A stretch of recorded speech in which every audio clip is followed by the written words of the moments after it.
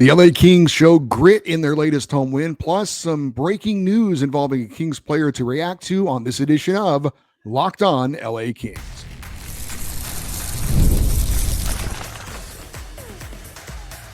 You are Locked On Kings, your daily podcast on the Los Angeles Kings, part of the Locked On Podcast Network, your team every day.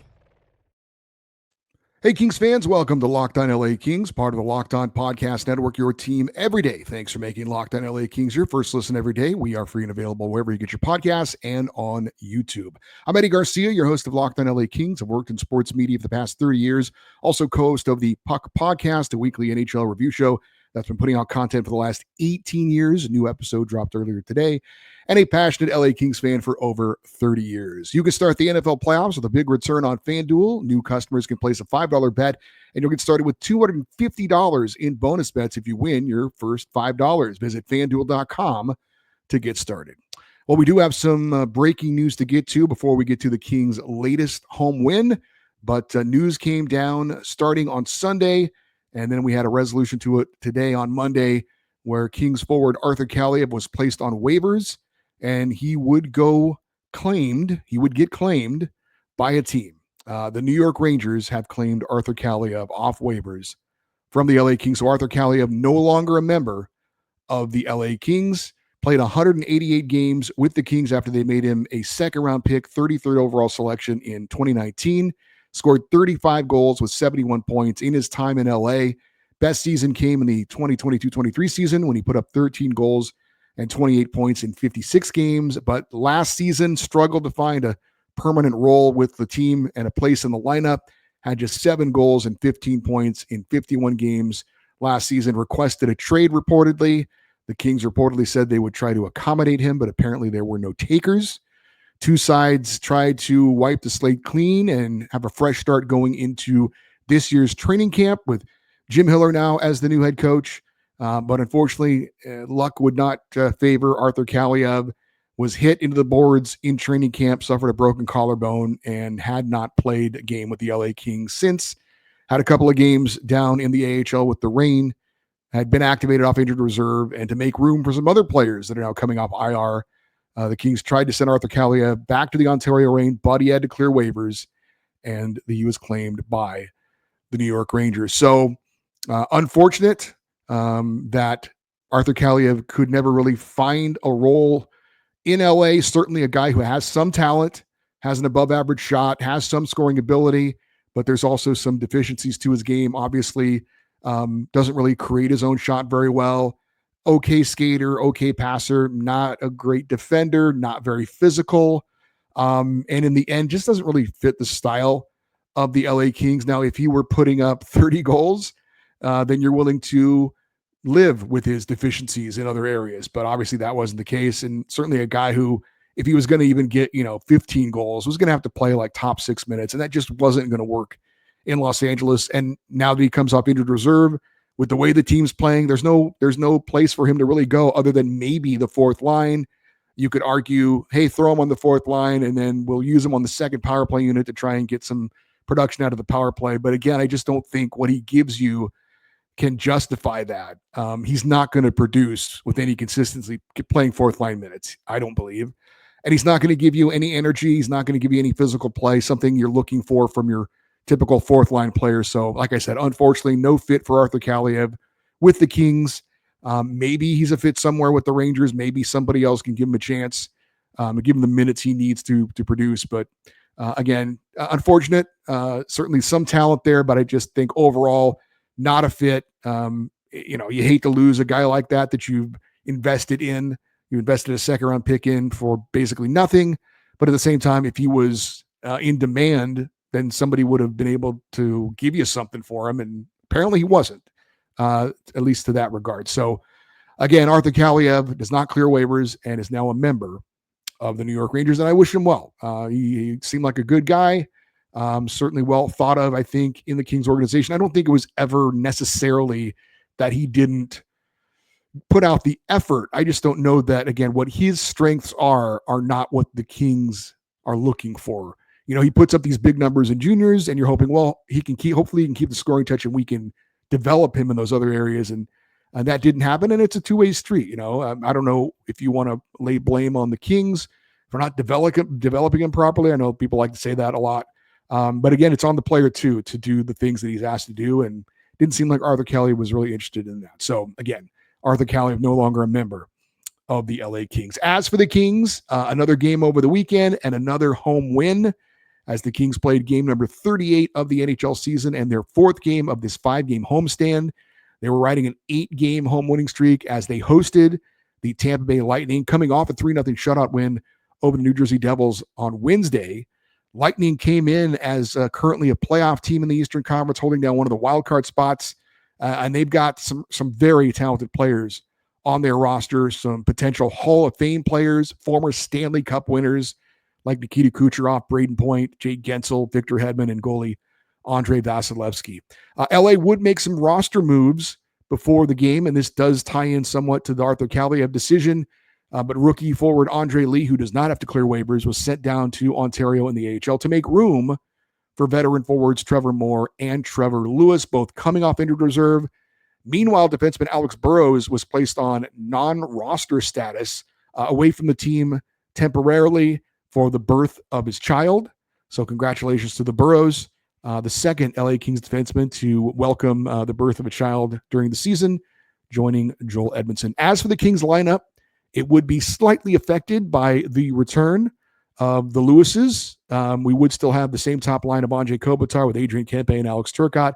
Quentin Byfield would start the night with Tanner Jeannot and Warren Foegele. However, Trevor Moore would later end up playing some on that second line as well. Philip Deneau would center the third line with Kevin Fiala and Alex Laferriere. And the fourth line would have Trevor Lewis at center the entire night. But again, Trevor Moore and Tanner Jeannot did switch places as the game went along, as Jim Hiller likes to tinker on occasion when things aren't quite going the way he wants. As far as the defense, a little bit different. You had Mikey Anderson and Vladislav Gavrikov in the top pairing, Joel Edmundson and Brant Clark the second pairing, and Jacob Moverar and Jordan Spence the third pairing. But Burrows out for the birth of his child, so Andreas Englund draws into the lineup as the extra defenseman as the Kings continued with that 11-7 setup. And your goaltender was Darcy Kemper with David Riddick serving as the backup. So the big question for me going into this game, pretty simple. Could the Kings rise to the challenge, once again taking on a very tough opponent, and keep that home winning streak intact? As for the game summary in this one, I wouldn't say it was a bad start or a slow start by the Kings, but the Lightning certainly did start fast. LA was on their heels the majority of the opening period. Tampa Bay certainly was able to take advantage with an early goal. They did get some puck luck on that one as a point shot goes off the stick of LA Kings defenseman Mikey Anderson into the net. However, Anderson would respond with a slap shot of his own that went through traffic and found the back of the net. We were tied at 1-1 after the opening period. No scoring in the second period, but it was more of the same as far as which team was kind of dictating the style. That would be the Tampa Bay Lightning.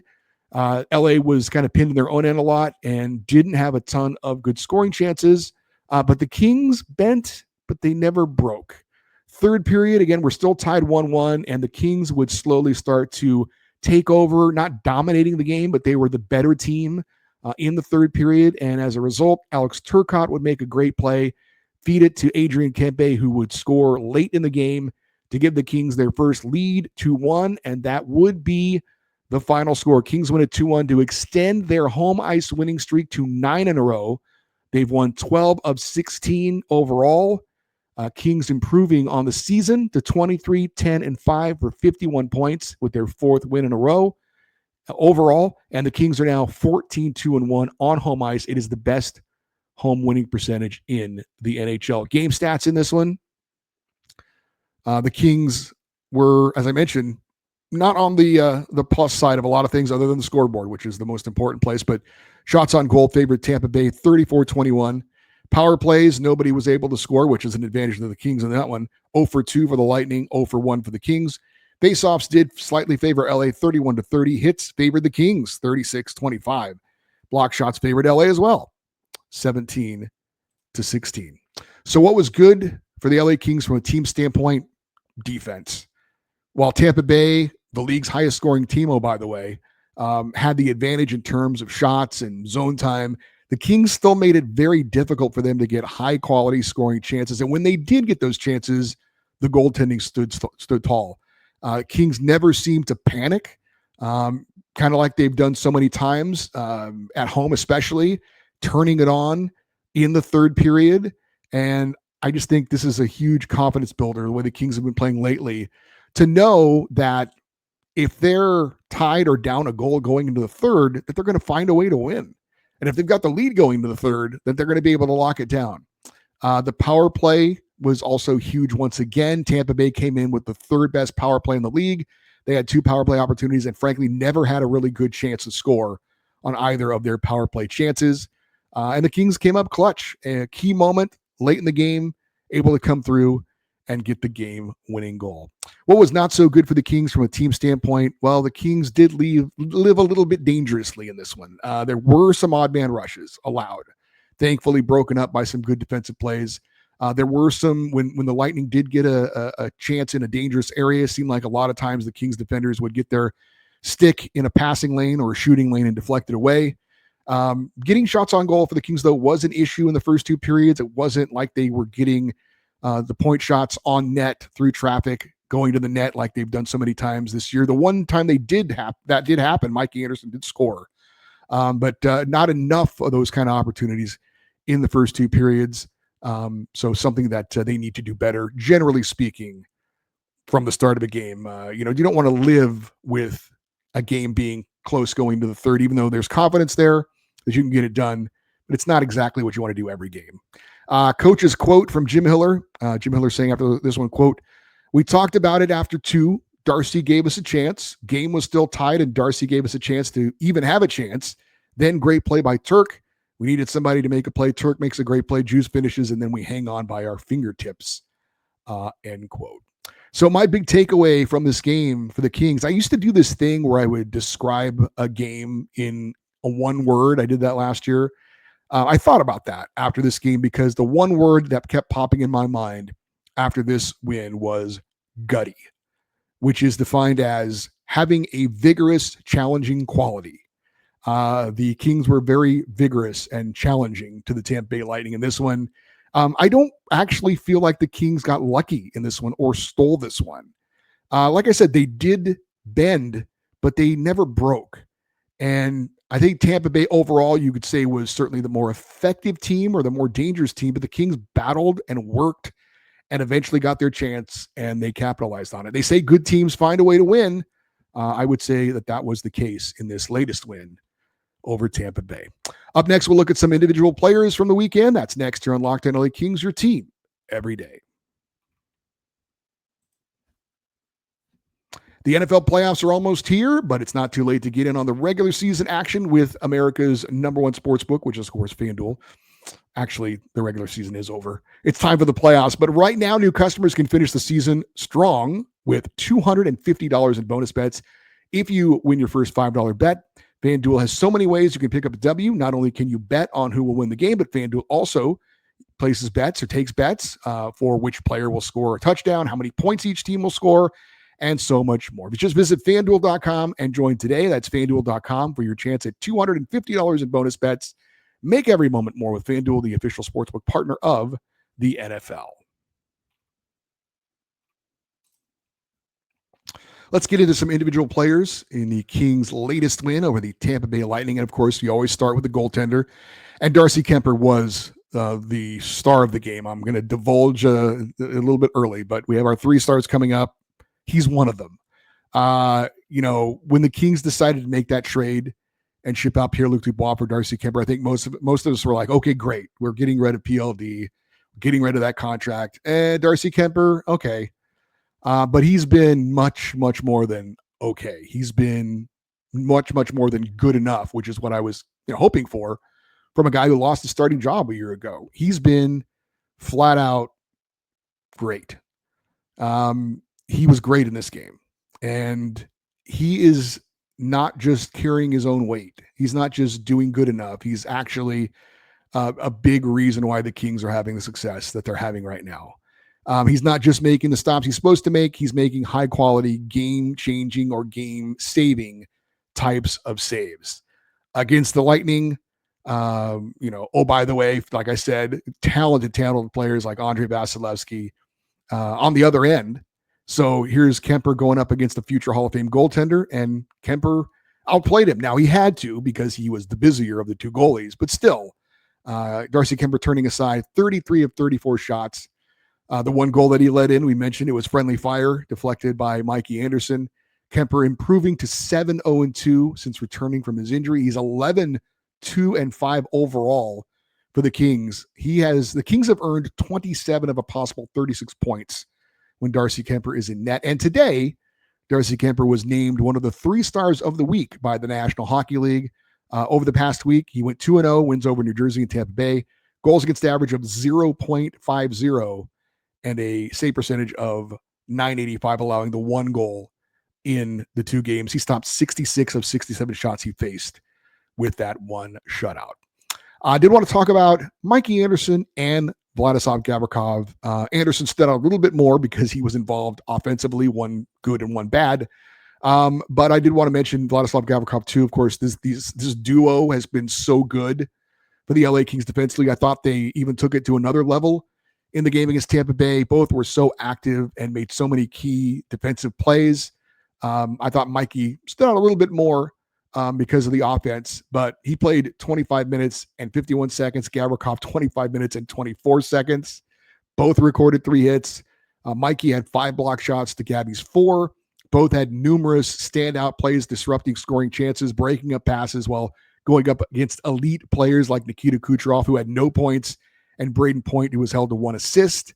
Mikey had the more eventful of the game. We mentioned his own goal, but also came back to score a goal of his own. And I thought it was a funny moment after he came to the bench after he scored his goal to, bump fists with his teammates at the end of the bench. I took a screenshot of this and sent it out on X. It was David Riddick holding up 2 fingers to Mikey Anderson saying, "You got 2 goals now." And Mikey laughed and he pointed at Darcy Kemper and said, "We're even now." I see he scored 1 on him and he scored 1 to make it even. So even in the moment, obviously the guys are feeling good about the way things are going, and they can even kind of laugh in the moment at what's going on. So good times going on for the LA Kings with the players and obviously with us, the fans. Also, Mikey Anderson and Vladislav Gavrikov also had a lot of those sliding plays to take away 2-on-1 opportunities. Timing on those are a key. And more often than not, when those guys make that move, it's effective. Sometimes it's a hit and miss. Sometimes for some defensive players, it's almost a kind of a last-ditch effort, almost a desperation move. They do it really well. That sliding on their belly, making themselves big, making a player have to pass it over them. They did a great job with that, breaking up some key scoring opportunities in the game against Tampa Bay. Overall, the defense was great, but I thought Mikey and Gabby really stood out in this one. And we'll keep it with another duo of Alex Turcotte and Adrian Kempe. While Kemper, Anderson, and Gavrikov were the defensive players of the game, Turcotte and Kempe teamed up for the best offensive moment in the game for this one. Late in the 3rd period, and one of the Lightning defensemen fell down on a misconnection of a pass to the point. Turcotte rockets down the ice with a full head of steam, wins the race to get to the puck. He ends up taking on 2 defenders. One of the defenders was back already. The other guy who fell down got up and was trailing the play. He skates through both of them, but he couldn't get a handle on the puck for a shot.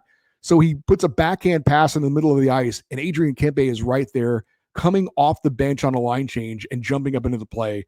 And he finishes with a great goal, which ends up being the game winner. Loved the hustle and the speed and the stick-to-itiveness of Alex Turcotte to make that play happen. And then obviously the finish for Adrian Kempe. For Turcotte, 4 goals, 15 points in the season, but one of those guys where a lot of the things he does may not necessarily show up on the score sheet with his hustle and the way he makes things happen. Kempe, of course, does show up on the score sheet, team leading 19th goal of the season, and Adrian Kempe on pace to have his 2nd career 40-goal season. Did want to mention Trevor Lewis. Congratulations to the veteran forward, finally playing his 1,000th career game. Took him a little longer than he wanted to following the injury, but finally gets the impressive milestone. And I know there are some out there that would rather see one of the younger players maybe on the 4th line over Lewis.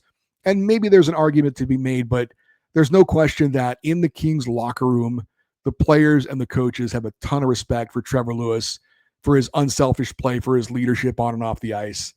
Trevor Lewis, 8th all-time in games played in Kings history, 2 more than former Kings captain Matthias Nordstrom, and 23 games away from another former Kings captain, current GM Rob Blake. So congrats to Trevor Lewis on that milestone. Also wanted to mention an update on Joel Edmundson. If you didn't see the game, scary moment in this one and a really weird moment. A puck was being flipped out of the zone. Joel Edmundson tried to jump up and grab it with his hand. And as he was doing that, a Lightning player, for whatever reason, skated into his legs and took his legs out from under him. He ended up being flipped head over heels and landing on his head on the ice. Clearly was shaken up, but was able to go off the ice under his own power. He went into the locker room initially. This was in the third period. He did come back and was on the bench at the end of the game, although he didn't take another shift. Today, though, he was not at practice. And I want to say thanks to Russell Morgan from Hockey Royalty for posting this quote from head coach Jim Hiller on Joel Edmundson. He said, quote, "It's not as bad as we thought so far. You got to be careful with it. It looks like he's better than the replay showed.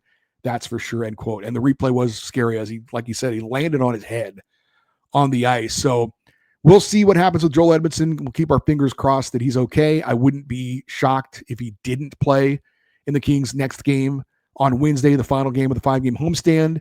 And we'll see if he makes the road trip that's coming up. If he can't go, look for Jacob Moverar to move up and take his spot on that second pairing. Kyle Burrows, back after the birth of his child, would probably be on the third pairing. And then if you want to stick with the 11-7 setup, then Andreas Englund would probably be the extra defenseman. We do have our 3 stars to give out, so let's go ahead and do that right now. The number 3 star for me is Mikey Anderson. Excuse me. He's the number 2 star. My number 3 star is Alex Turcotte for that great play on the game-winning goal. I know that it was Adrian Kempe that finished it, but the play doesn't happen without the hustle of Alex Turcotte. So I'm going to give him my 3 star. Mikey Anderson is my 2nd star for the goal he scored and playing great defense throughout. Even with the own goal, he still is my number 2 star. But the number 1 star is an easy one. There's no question. It's Darcy Kemper for his fantastic performance against the Tampa Bay Lightning. I know the Kings gave out Trevor Lewis as one of the stars, and I get that from a sentimental standpoint, and I'm sentimental, but I'm going to go with the players that really had the good game in this one. So Alex Turcotte, my number 3 star, Mikey Anderson, my number 2 star, and Darcy Kemper, the number 1 star in the win over the Tampa Bay Lightning, the 9th straight home win for the LA Kings. All right, where are the Kings in the standings now as we start a new week? We'll give you a rain report and a prospect update from the World Junior Championship. That's next here on Locked On LA Kings, your team every day. Hey, did Rocket Money help you find any subscriptions you forgot about that you were paying twice for? It happened to me. I had a few subscriptions I didn't even know that I still was paying for, and Rocket Money made it easy to find them, track them down, and get rid of them. It's like having a personal assistant for your finances. Rocket Money also monitors your spending and helps lower your bills so you can grow your savings. It brings everything together in one place, whether it's subscriptions, your spending habits, or goals you want to hit for the new year. Rocket Money has over 5 million users and has saved a total of 500 million in canceled subscriptions. Our members can also save about $740 a year when they use all the app's premium features. Cancel your unwanted subscriptions and reach your financial goals faster with Rocket Money. Go to rocketmoney.com/lockedon today. That's rocketmoney.com/lockedon. rocketmoney.com/lockedon. All right. The Kings are one of the hottest teams in the NHL. They have won 12 of 16. They have points in 14 of 16 games. And they can't gain ground on the Vegas Golden Knights. And they can't separate themselves from the Edmonton Oilers. That's because the Golden Knights have won 12 of 14. And the Oilers have won 14 of 18. The 3 hottest teams in the league right now are the 1, 2, 3 teams in the Pacific Division, the Golden Knights, the Kings, and the Oilers. Vegas has a record of 27, 9, and 3 for 57 points. That's the most points in the NHL, by the way. Oh, by the way. The Kings are 22, 10, and 5 for 51 points. So they're 6 points back of Vegas, despite how well they've played. And they're actually tied with the Oilers for second place, but the Kings have played 1 fewer game, so right now they would have the tiebreaker. Oilers are 24, 12, and 3 for 51 points as well. So as well as the Kings have played, it has not really meant anything in the standings to this point. Vancouver, 44 points, Calgary, 43 points. They're falling off the pace. They're not being able to keep up with the Kings, Oilers, and Vegas Golden Knights. So it certainly looks like a 3-team race for the 3 automatic playoff spots in the Pacific Division. What order they're going to finish in remains to be seen. We do have a quick rain report, an update on the LA Kings AHL affiliate. Friday, the Reign knocked off the San Diego Gulls, the Ducks AHL affiliate, 4-1. Jeff Malott gets his 6th of the year to open up the scoring. Tied 1-1. Ontario scored 3 unanswered goals to close out the game. Jack Studnicka, his 6th. Samuel Fagemo, his 17th. And Francesco Pinelli, his 9th. Phoenix Copley stopped 22 of 23 shots in the win. And then Saturday, the Reign lost to the Coachella Valley Firebirds, the Seattle Kraken AHL affiliate, 4-3. Ontario fell behind 2-0 before Jack Studnicka gets his 6th of the year. Down 4-1 in the third. The Reign tried a late comeback. They got goals from Samuel Fagemo, his 18th, and Jeff Malott, his 7th, but could not finish the comeback and lose 4-3. Eric Portillo took the loss in net, allowing 4 goals on 23 shots. So the Reign are 19-9-1 on the season, 9-1-1 in their last 11 games. They've got 3 games coming up this week. Wednesday, they take on the Henderson Silver Knights, the Vegas Golden Knights AHL affiliate. Friday and Sunday, they host the Iowa Wild, the Minnesota Wild's AHL affiliate. And we close it out with a check of the World Junior Championships. If you missed it, Kings prospects doing well at the World Juniors. USA beats Finland in overtime for their 2nd straight gold medal in the event, and Kings draft pick goalie Hampton Slakinski finished 2-0 in the tournament, 1.50 goals against average and a .933 save percentage as the number 2 goalie for the U.S. Kings' 2nd-round pick, an Ontario Reign 19-year-old defenseman, Jakub Dvorak, helped his native Czechia take the bronze medal in the event. He played in all 7 games, finished with 1 goal. He was a +4. And although he did not play in the medal round for Team Canada, which is getting a lot of criticism for their performance in the World Juniors, Kings draft pick goalie Carter Hart was still a standout, one of the top goalies in the event. He went 2-2 in the tournament, but his 2 wins were both shutouts. He gave up a total of 7 goals in 4 games, finished with a 1.76 goals against average and a .936 save percentage. So still a good tournament. I know disappointing from a team standpoint, but an individual standpoint, good tournament for Carter George. So a nice showing by the Kings draft picks at this year's World Junior Championship. All right, for you everydayers, those of you that listen and watch Locked On LA Kings every day, Tuesday, we're going to have friend of the show, Austin Stanovich, who covers the LA Kings for the Sporting Tribune as our special guest. Wednesday, we'll have a preview of that night's Kings-Flames game, the final game of the Kings' 5-game homestand. Thursday, we'll recap that game, and then Friday, we'll wrap up the week with another Kings fan feedback show, and also a recap of the Kings-Jets game that night as well. So a rare Friday game for the Kings. We'll squeeze in the fan feedback as well. You want to get in on that show with an email? The email address is lockedoneddie@gmail.com. You're always welcome to post your comments. If you're watching on YouTube in the comment section, we'd love you to stay interactive with the show on social media, X, Twitter, Instagram.